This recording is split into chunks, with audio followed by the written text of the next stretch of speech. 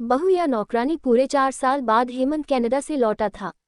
Canada में एक beauty products बनाने वाली कंपनी के लिए हेमंत काम करता था। हेमंत अपने देश अपने घर लौटकर काफी खुश था। एयरपोर्ट पर उतरे ही हेमंत की नजरें अपने परिवार वालों को खोजने लगीं। जल्दी ही उसे अपने माँ बाप, भाई भाभी, बड़ी बहन और खुद की 3 साल की बच्ची भी एयरपोर्ट पर खड़े नजर आई, लेकिन उसकी नजरें शोभा को खोज रही थी। वो सोचने लगा, ये शोभा मुझे मिलने आई क्यों नहीं, और ऊपर से उसने हमारी छोटी सी बच्ची को भी यहाँ भेज दिया। अश्विन एयरपोर्ट पर सबसे हंसी खुशी मिला। फिर उसने शोभा के बारे में पूछा तो उसकी दीदी बोल पड़ी, भाई वो घर पर ही है, तुम्हारे लिए खाना तैयार कर रही है। वो तो आज ही तुम्हारे आने की खुशी में काम करने लगी है, वरना वो कोई काम करती कहाँ है। अश्विन ने अपनी बेटी को प्यार से उठा लिया, लेकिन उसकी बेटी उसे देखकर रोने लगी। लाओ मुझे दो, बच्ची को वह तुम्हें काफी दिनों बाद देख रही है ना, इसलिए पहचान नहीं पा रही होगी, कहते हुए दीदी ने बच्ची को अपने पास ले लिया। सभी टैक्सी में बैठकर अपने घर की तरफ रवाना हुए। अश्विन अपने परिवार से मिलकर खुश था, लेकिन ये बात कि शोभा उसे एयरपोर्ट पर मिलने नहीं आई उसे काफी परेशान कर रही थी। वो सोचने लगा, क्या खाना बनाना इतना ज्यादा जरूरी था, मुझसे मिलने से भी ज्यादा, और वो भी तब जब मैं 4 साल बाद वापस आया हूँ। इन्हीं ख्यालों में घर तक का आधा रास्ता बीत गया। अब उसकी बच्ची उसे देखकर रो नहीं रही थी, इसलिए अश्विन उसके साथ खेलने लगा। बाकी का आधा रास्ता भी खत्म हुआ और सब घर पहुंच गए। गाड़ी की आवाज सुन शोभा बालकनी में आकर खड़ी हो गए और अश्विन की तरफ देखने लगी। अश्विन भी जैसे ही गाड़ी से उतरा उसने पहले दरवाजे की तरफ और बाद में बालकनी की तरफ नजरें घुमाई, जैसे वह सुबह को ही देखना चाहता हूँ। अश्विन से नजरें मिलते ही शोभा के चेहरे पर मुस्कान झलक पड़ी। अश्विन भी उसे देखकर हल्के से मुस्कुरा दिया। सभी घर के अंदर गए। शोभा सबके लिए पानी लेकर आई और सभी को पानी देने के बाद फिर से किचन में चली गई चाय बनाने के लिए। थोड़ी देर तक सभी परिवार वालों से बातें करने के बाद अश्विन शोभा को बुलाने लगा। माँ ने उसे बीच में टोकते हुए कहा, रहने दो उसे किचन में, थोड़ा काम कर लेने दो, बाद में अपने आप आ जाएगी। तुम बैठो यहाँ मेरे पास, वैसे भी कहाँ ज्यादा काम करती है वह। अश्विन यही बात दूसरी बार शोभा के बारे में सुन रहा था। अब उसने सोचा कि मेरे परिवार वाले मुझसे झूठ थोड़ी बोलेंगे, हर दिन नहीं होता होगा उसको इतना काम, आज थोड़ा सहायक करने देते हैं, मैं बाद में उससे बात कर लूंगा। अश्विन अपने परिवार वालों से बातचीत में मगन हो गया। एक के बाद एक रिश्तेदार और पड़ोसी अश्विन को मिलने आते रहे और शोभा को किचन से बाहर निकलने का समय ही नहीं मिला। सभी के लिए चाय बनाना, नाश्ता बनाना, यही करते करते शाम हो गई। शाम होते ही अकेली शोभा इस बड़े से परिवार का खाना बनाने में जुट गई। 2 घंटे बाद सभी परिवार वाले खाना खाने के लिए डाइनिंग टेबल पर बैठे थे सिवा शोभा के। अश्विन चाहता था कि शोभा भी उसके साथ बैठकर खाना खाए, लेकिन फिर माँ ने कहा अगर वह भी खाना खाने बैठ जाएगी तो सबको परोसेगा कौन। सभी के खाना खाने के बाद शोभा ने अकेले खाना खाया। रात को सोने के वक्त अश्विन और शोभा अच्छे से मिल पाए। अश्विन शोभा के साथ काफी बातें करना चाहता था, लेकिन वह उसके चेहरे पर थकान और नींद अच्छे से देख सकता, इसलिए उसने शोभा को परेशान न करने का फैसला किया और उसे सोने दिया।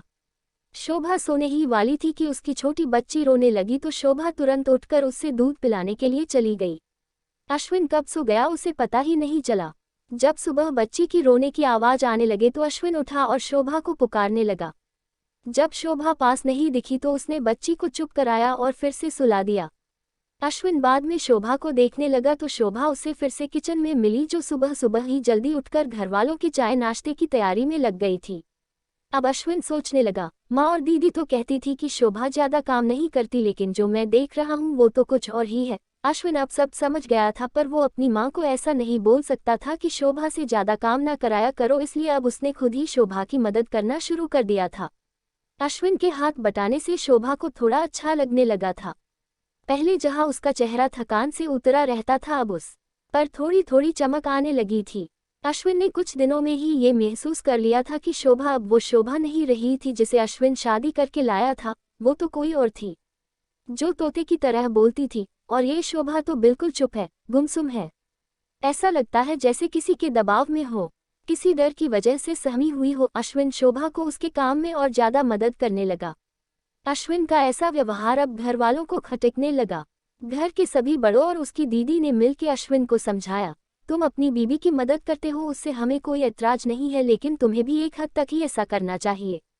जब तक कोई तुम्हें ऐसा करता न देख रहा हो तब तक सब ठीक है, लेकिन जब कोई तुम्हें बीवी के होते हुए बर्तन धोते देखे तो वो अच्छा थोड़े ही लगता है।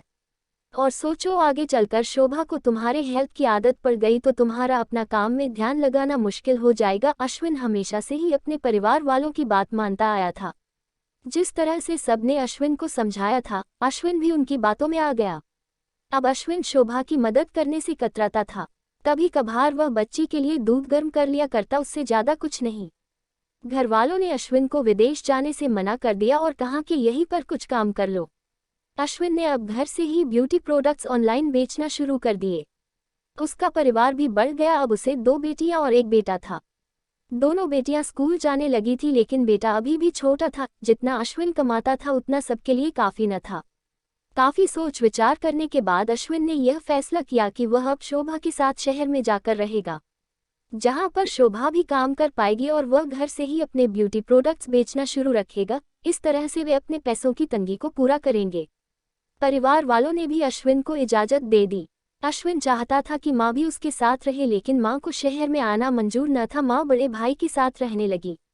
शहर में अब शोभा नौकरी करती और अश्विन घर से ही ऑनलाइन अपने प्रोडक्ट बेचता।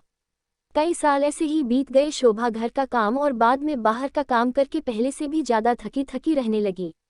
परिवार वालों की अश्विन के दिमाग में डाली बातें अभी भी उस पर असर करती थी। वह यहाँ पर भी शोभा का हाथ न बताया करता। अश्विन अब दिन रात अपने प्रोडक्ट बेचने में ही मशरूफ रहता। कभी कभी शोभा उससे कहती कि मुझे अच्छा नहीं महसूस हो रहा है, मुझे डॉक्टर के पास ले चलो। वो हाँ कह देता, लेकिन अपने काम में इतना खो जाता कि कभी उसको डॉक्टर के पास ले ही नहीं जाता। शोभा तो बीमार थी, लेकिन एक बार अश्विन बहुत ज्यादा बीमार हो गया। इतना बीमार हो गया कि उसे अस्पताल में भर्ती करवाना पड़ा। अस्पताल में अश्विन के पास सिर्फ शोभा थी और कोई नहीं। इतना बीमार होने के बाद भी उसके परिवार वाले सिर्फ उससे मिलकर वापस अपने घर चले गए थे। उसका सहारा बनने के लिए, उसकी तकलीफ बांटने के लिए कोई भी उसके साथ नहीं था। बिस्तर पर पड़े और शारीरिक तकलीफ से गुजर रहे अश्विन को अपनों का ऐसा व्यवहार बहुत तकलीफ दे रहा था। फिर वह सोचता कि उसने भी तो शोभा के साथ जिंदगी भर यही किया है। क्या वो शोभा का जीवन साथी सिर्फ नाम का ही नहीं था? जब साथ देने की बारी आती थी तो उसने दूसरों के बहकावे में आकर उससे किनारा कर लिया था। यहाँ तक कि शोभा के खुद अपने मुंह से कहने के बाद भी उसकी तकलीफ को वो नजरअंदाज करता आया था। अश्विन को अब अपना दर्द शोभा के दर्द के आगे मामूली सा लगने लगा। उसके दर्द को ना बांटकर उसने बहुत बड़ा गुनाह किया हो ऐसा उसे लगने लगा। पश्चाताप के आंसू अश्विन की आंखों से बहने लगे। उसने अपनी सारी गलतियों और गुनाहों के लिए शोभा से माफी मांगी। दोस्तों, जीवन साथी का मतलब होता है जीवन के हर उतार चढ़ाव में, जीवन के हर मोड़ में जो साथ दे। साथ होने और साथ देने में उतना ही फर्क होता है जितना सिर्फ वादा करने में और सचमुच वादा निभाने में होता है। दोस्तों, एक पत्नी की दर्द भरी कहानी पति के दृष्टिकोण से हमने बयां की है। इस कहानी को पढ़कर किसी भी पति या पत्नी का अपने जीवन साथी के प्रति व्यवहार सुधर जाएगा तो इस कहानी को लिखने का उद्देश्य सफल हो जाएगा। पूरी कहानी पढ़ने के लिए धन्यवाद।